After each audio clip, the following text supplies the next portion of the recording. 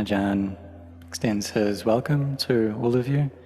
He's very happy to see so many people who have an interest in the Dhamma and have this intention to practice the Dhamma together online.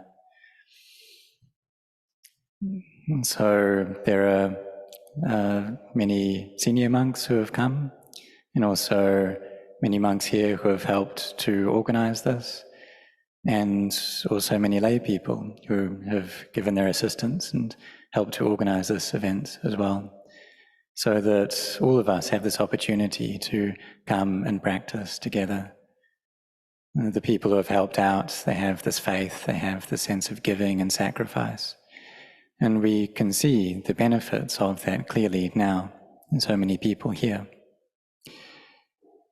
From the results of all this work, all this effort, may those results be for the sake of Magga, Phala, Nibbana, of the path, the fruitions, and Nibbana. So it's a good opportunity that we have, that many people are able to come together, and it's something that we couldn't imagine before that this would be possible. There was one teacher who said that previously, many years ago, had said that in the future, the Dharma wouldn't be spread so much by monks going to places and giving Dhamma talks, but rather, through the radio and through video, through TV, and that would give far more results. But what we're seeing now is even wider results than that, even greater. And so like now, there are so many people from many countries coming together. You have this faith, and so have this opportunity as well through this technology to be able to gather together. So I wish to express my rejoice in all of you coming to practice like this, and coming to have this chance now to practice the Dhamma. And so through this practice, may you develop your heart so that it grows, becomes higher, if not a lot, then a little.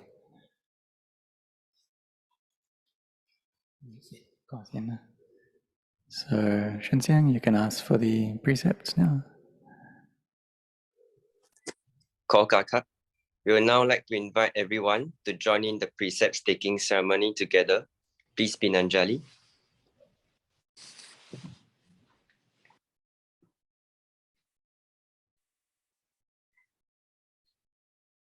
We'll start by bowing 3 times together. Bow.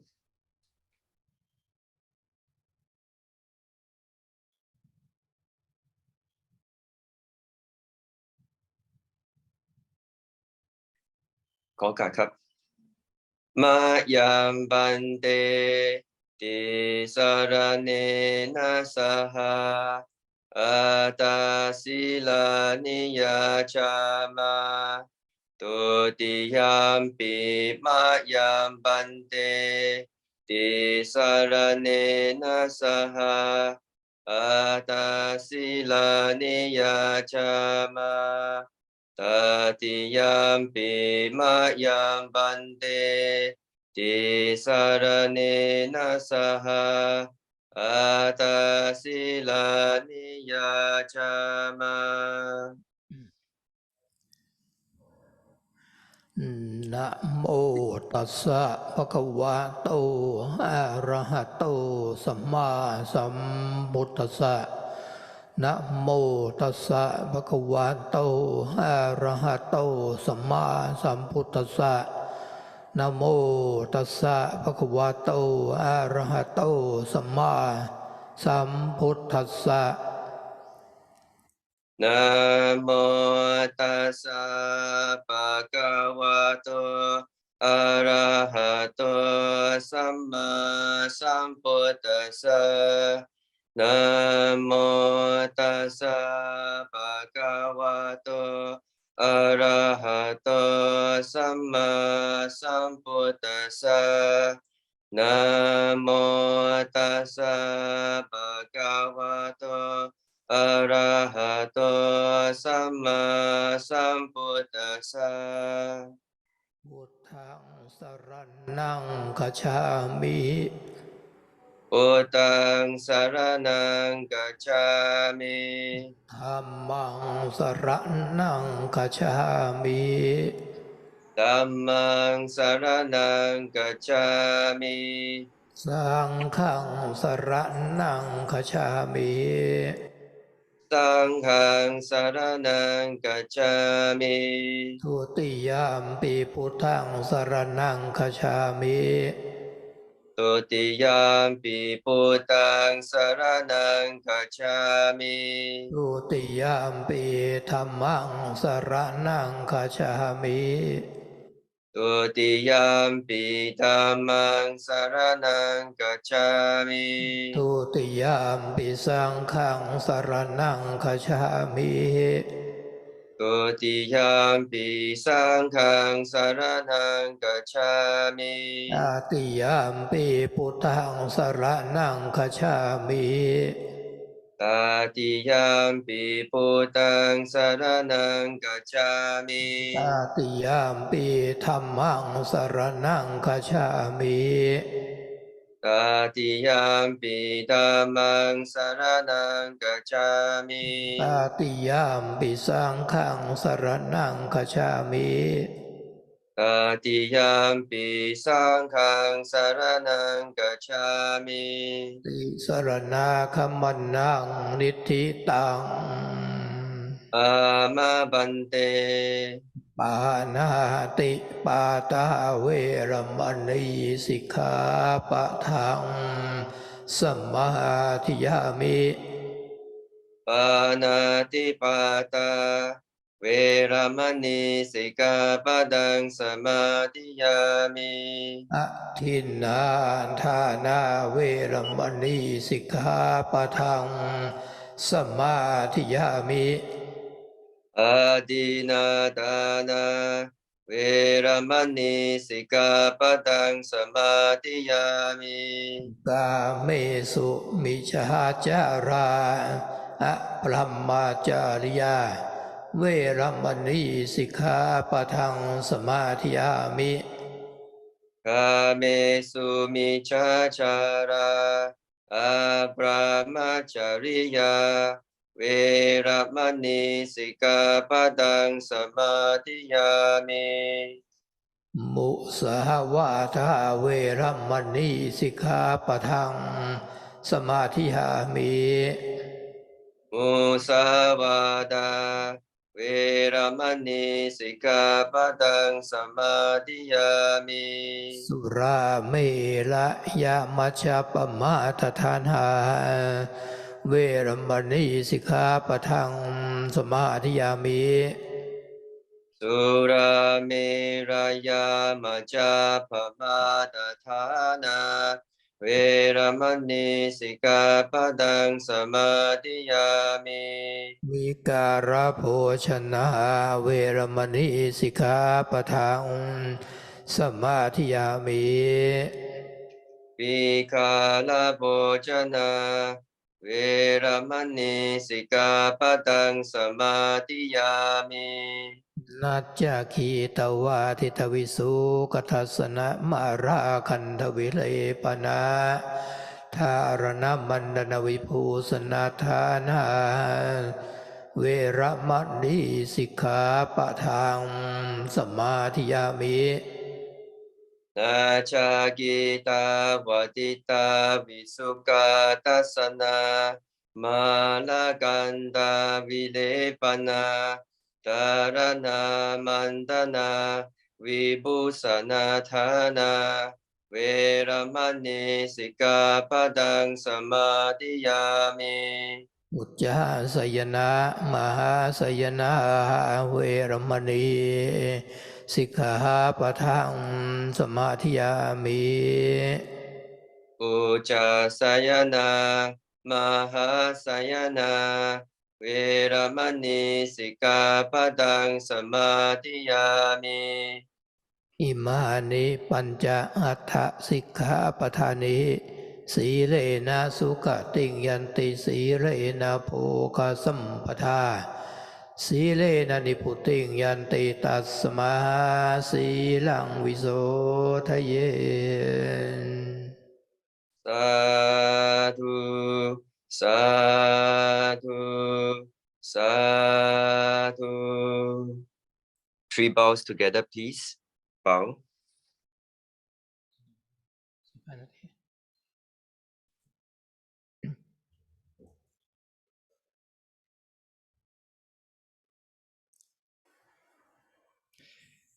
So this is the first session, the first Dharma talk of this online meditation retreat for the end of the year 2022.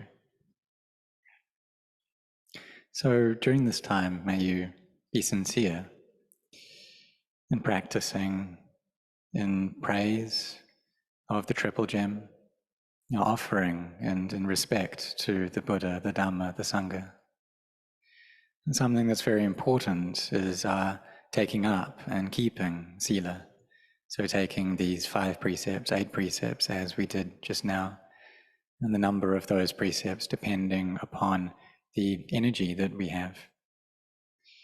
And so may these precepts that you take, may they be strong, may they be firm. And these are the basis for the arising of all Dhammas. Because people who don't have virtue, they have an excessive degree of self. And this gives rise to discomfort and conflict between themselves and others. And it gives rise to internal heat and disturbance. But when we take up these precepts, then they become a firm foundation for us so that we can experience peace.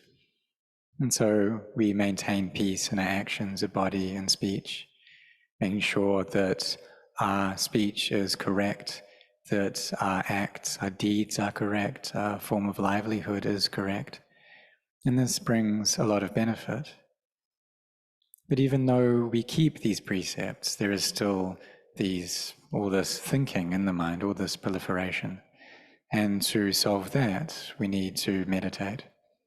And so we need to have sati, this mindfulness or recollection. So we have right mindfulness, we also have right view as well. And really all of us here have right view. We have this belief that if we do good things, then we'll receive good results. If we do bad things, then we'll get bad results. We have this belief in the law of karma, a belief in rebirth, in this cycle of being born and then dying and then being born again, and being born into different realms, different lives. That we have this human world, and there's also the heaven worlds and the Brahma worlds, and then the animal and the hungry ghosts and the hell worlds, that these all exist.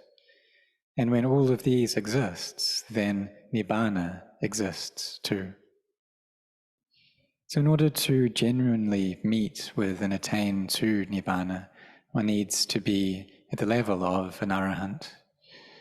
And perhaps not all of us are going to get there now, but we still practice to have this right view, and this gives rise to a lot of benefit. That when we have this, then our understanding in life grows. And we can ask ourselves, well, why were we born? And what are we going to do with this life? Where are we going to? And if we don't know the answer to those questions, then avidya, ignorance, will always be taking control over our hearts. And this has happened for many, many lives already. This is what's taken us to be born so many times, is this ignorance, this craving and clinging that's dragged us around in the cycle of rebirth, taking us to do some good deeds and then other times bad deeds, this meritorious and demeritorious acts. But whatever we've done in the past, this life right now, we have this very good opportunity have been born as a human. We see that in the world there are lots of people. There's over 6 million of us now. But for those who are interested in the Dhamma, who have some kind of understanding in the Dhamma, who have a wish to practice the Dhamma, to walk along this noble eightfold path, they're very hard to find. So the Buddha taught that for those people who walk and practice along this path of sila, samadhi and panya, of virtue, collectedness and wisdom, then they will know the Dhamma and see the Dhamma. But he also said that outside of this noble path, then there is no one who knows the Dhamma, who sees the Dhamma, in the same way that there are no footprints in the sky. So too, outside of the noble path, there's no one who is freed from suffering and who sees the Dhamma. But for us, we've entered upon this noble path now of sila, samadhi and panya. We have this right view, and this is something that's very important. Because when our views are correct, then our intentions will be correct as well. We'll have this intent to keep the 5 precepts or the 8 precepts, and so our speech and actions, our livelihood will be correct. Then our recollection and our samadhi is correct. So all of these factors are correct. And we just carry on developing that until we understand into the Dhamma. So really, for all of us right now, we have this Dhamma, these qualities of physicality and these qualities of mentality. But what our mind does is it attaches to all of that as being me. And this occurs so quickly that just when our eyes see something, then the self arises right there. Me and you comes up right there. When we hear something, when we smell something, touch something, taste something, then there are these skillful or unskillful qualities that arise, wholesome, unwholesome, that come up. And so we need to set ourselves on this practice and try to develop these skillful or wholesome qualities. But is there a self there that's doing that? Well, if we're going to talk about the really deep Dhamma, then it's just Dhamma. But perhaps we're not at that level yet. Perhaps we still have a self, so we take that self to be a good self, to be a virtuous self. We take this me, this I, to develop goodness and to give rise to merit, to be generous and sacrificing, to come together and practice in these meditation retreats, to be intent on listening to the Dhamma, to maybe help organize some retreats. And so we may express our thanks towards those who have helped to organize this. And that is an act of kindness and compassion towards one another. So these Brahma Viharas, these divine abidings, are very important. And they are metta, this loving kindness, and then karuna, compassion, mudita, this sympathetic joy, and upekkha, equanimity. So usually we talk about kindness and compassion. There's this mudita as well, this rejoicing in the goodness of others. So like we can find joy in the monastics and in their intent to practice the Dhamma. So may all of you use this time in a way that gives rise to benefit for your hearts, making your minds good. And when the mind is good, then the people around you will benefit from this as well. They'll also experience some of that coolness. So when we come together to practice, then we should try to speak less than what we normally do. If normally we sleep for 7 or 8 hours per night, then we should reduce that in order to practice the Dhamma. Perhaps before we ate a lot, but now we keep the 8 precepts. So maybe we just eat once or twice before midday. But we should also make sure that we're not eating too much during those meals, because if we do, then drowsiness will arise. So eating too much is incorrect. And what we should experience is a lightness in the body. And this is a body that is suitable for our meditation. For those keeping the 5 precepts, they also shouldn't eat too much. And they can think about those who are on the 8 precepts, and they're able to do that. But for those who are still working and are maybe doing quite hard work, then you also need the energy from the food for that work as well. So this is a matter of the body, to not sleep too much, to not eat or to speak too much. And this all assists in our meditation practice. It also assists with our chanting as well. So when we chant, we should set our hearts on that chanting and not just allow our mind to drift to other places. And so we're really sincere in that chanting, in that listening to the Dhamma. Because when we listen to the Dhamma with mindfulness, then wisdom can arise. Like during the time of the Buddha, there was a very wealthy man who was sitting with his heart set on listening to the Buddha's sermon. And he was told then that there was a thief who was breaking into his house. But he said to this person, well, just wait, I'm listening to the Dhamma right now. I'll get onto that later. And so he just allowed this thief to steal his things because he was just so profoundly intent on listening to that Dhamma. And in the end, he saw into the Dhamma. So for us, we should try to put down all external things, all concerns, and really be here with this practice, and practice a bit more strictly than what we normally do. Because it's difficult to find the time, the opportunity to gather together and practice like this. We also have bodies that are still strong and healthy. But if it occurred that illness arose, or perhaps we were really busy with our work, then we wouldn't have this opportunity. And that's true for the monks and for the lay people as well. We wouldn't be able to practice the Dhamma online like this.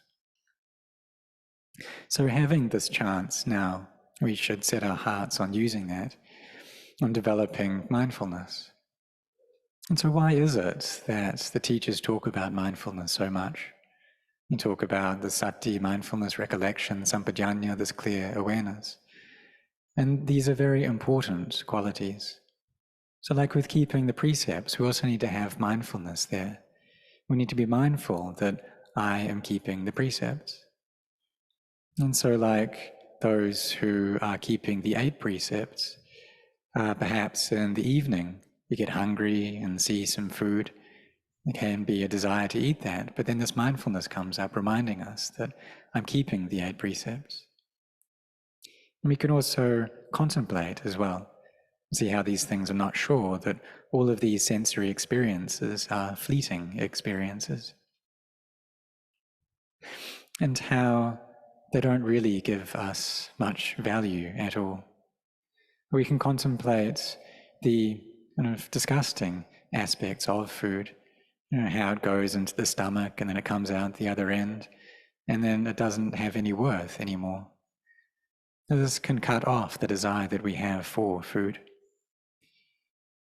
We also need to have mindfulness, looking after the mind as well.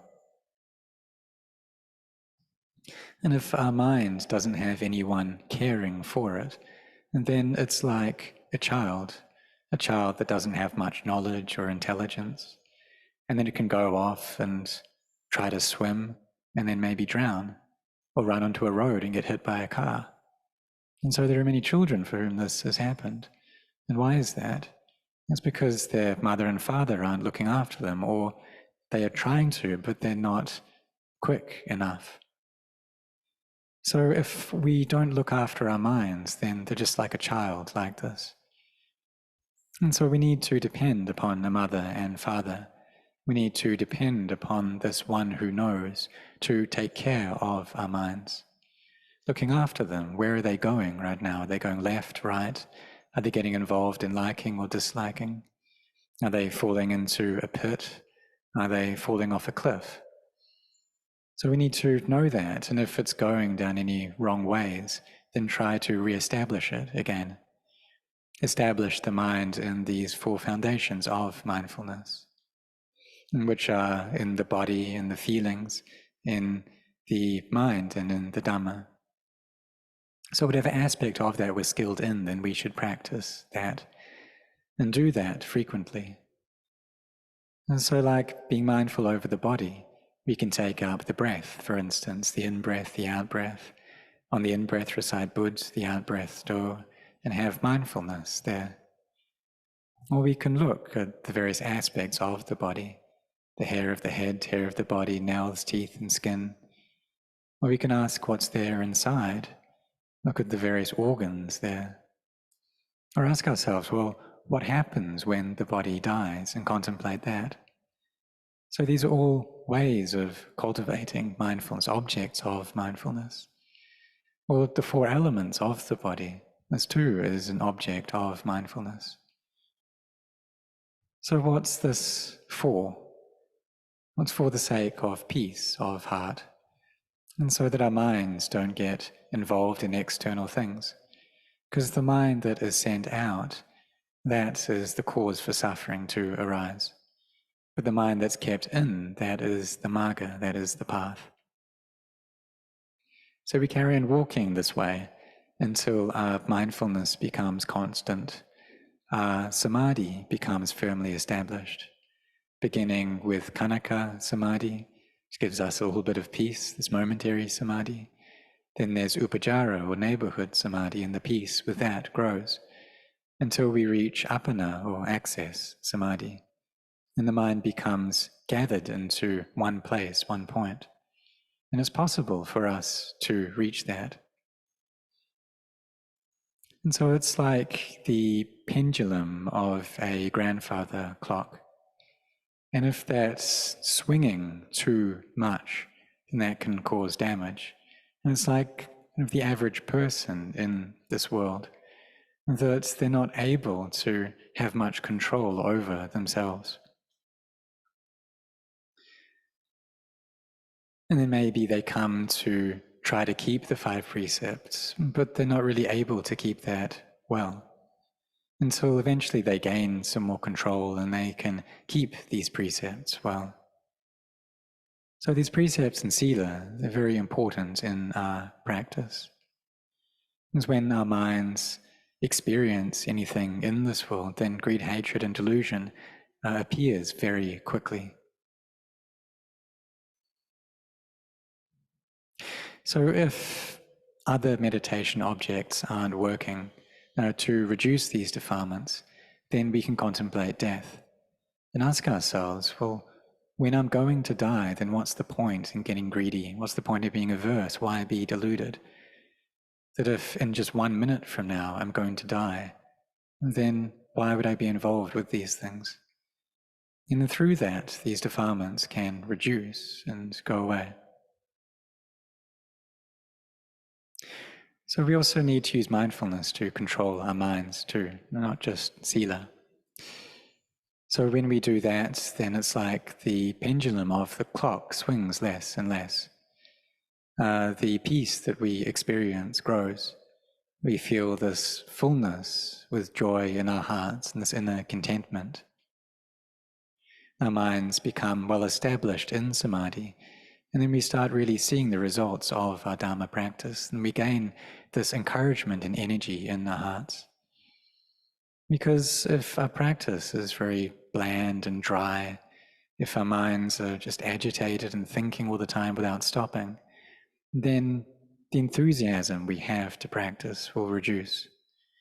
But when we gain joy, then our inspiration grows as well. We gain this inner peace, we gain this rapture, and we start seeing the results of practicing the Dhamma. And our effort really grows. We become really full of effort to be mindful, to develop samadhi. until our mind feels light and bright and we gain knowledge. So some people, they can experience this buoyancy and lightness in their body and mind, but there's a lack of mindfulness there. It's almost like they're asleep. And what that shows is that their mindfulness isn't good at that point. So they need to try to gather that together to become more composed and gathered in. Until the end, then samadhi does become firm, and we can contemplate in a way that gives rise to wisdom. And so we have this mindfulness well established in the body, and contemplating right here, like perhaps we have mindfulness over death and contemplating death. So when we see that, then that is an aspect of samadhi. The mind becomes still and peaceful. But when knowledge arises is when the mind starts to move and to create things and to proliferate. Starts saying that this is a body and it has this name, it's from this country, it has this occupation, it's a person like this. It's that proliferation that starts. And then when mindfulness is up to speed with that and knows that for what it is, that really this is not correct, that there actually isn't a person there, these things aren't real, that this is when knowledge arises clearly for us. That our minds become bright and we gain this understanding in the Dhamma. And then we see Nibbana appear within our own hearts. Or at the very least, the suffering that we experience reduces.